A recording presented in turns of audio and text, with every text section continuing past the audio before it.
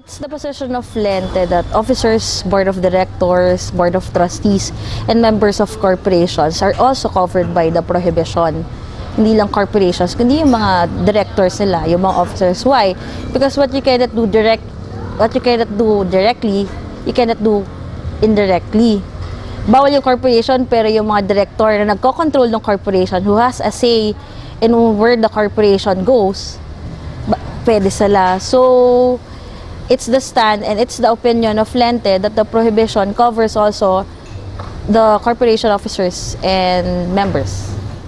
Kasi under the corporation code, the corporate powers of the corporation are exercised by the board of directors, trustees, or members in case of non-stock corporations like NGOs. These corporate powers, kasama yan yung pagbibigay ng pera, pagbibigay ng lupa, o kung ano mang property ng corporation. So, kasama doon yung pagbibigay, yung pagdodonate. And sino bang merong authority na magbigay ng donation? Ito yung mga officers, yung mga directors. So, hindi pwedeng gamitin na hiwalay silang entity. It's a gray area. Maybe it's a loophole if you may call it that. Ano?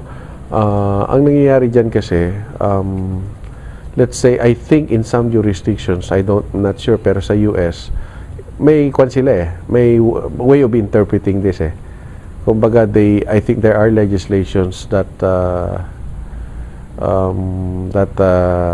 intended to plug the holes.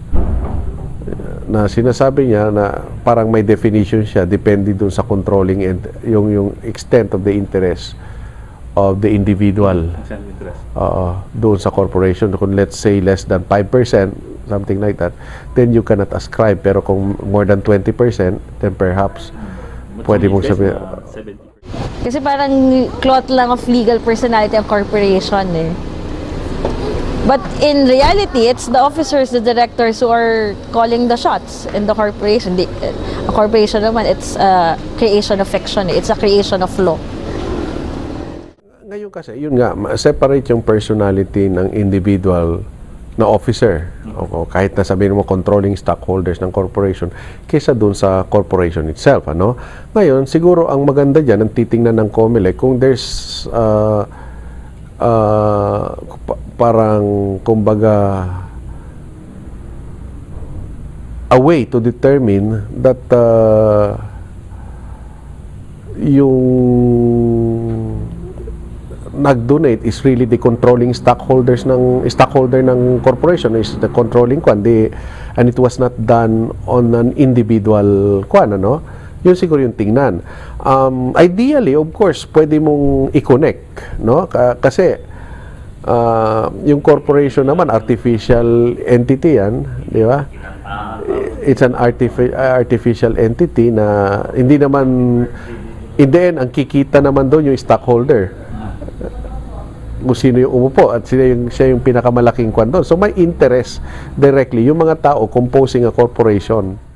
They prepared a campaign finance bill to be sponsored, and in our discussions, yun na nakita ko at gusto kong papapasok yun na yung mga controlling shareholders or corporate officers. No? Kasi hirap nga naman i-separate yung interest ng dalawa eh. O sabi mo si Lucio Tan, di ba? Hindi, kung siya magbigay, iba naman yung kumpanya niya na doing yung mga may bangko niya na may franchise, di ba? Oo. Because if we look at the intention, the spirit and intention of the law, it's to prohibit undue influence. And you cannot prohibit and you cannot prevent undue influence if the officers of the corporation, if the directors of the corporation are allowed to give contributions to these parties and candidates. If they're allowed, so any yung prohibition on corporations, it will just be useless. Kasi merong loophole. May loophole silang argument na pwedeng gamitin.